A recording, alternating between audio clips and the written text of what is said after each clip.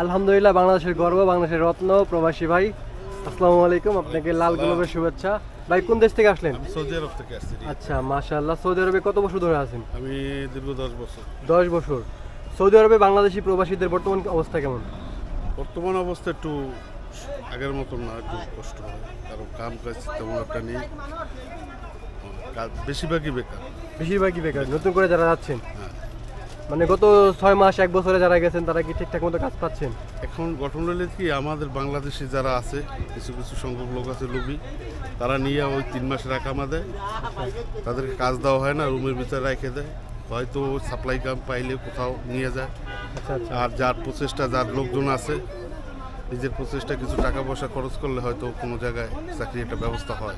আচ্ছা আচ্ছা। এখন সমস্যা হলো যে অতিরিক্ত লোক ঢুকে গেছে বিদেশে, সৌদি আরবে বর্তমানে অনেক বেশি লোক। অনেক লোক, অনেক বেকারত্ব হার বেশি, এবং বেশিরভাগই 50% লোকেরই আকামা নেই, 60% লোকের আকামা নেই। আকামা নাই। আকামা নেই, আচ্ছা। কারণ 3 মাসের আকামা দিয়ে নিয়ে যায়। এটা মূলত আকামা দেয় না, এটা বাস আপনি ওদেশে গেলে 90 দিন সময় দেয়।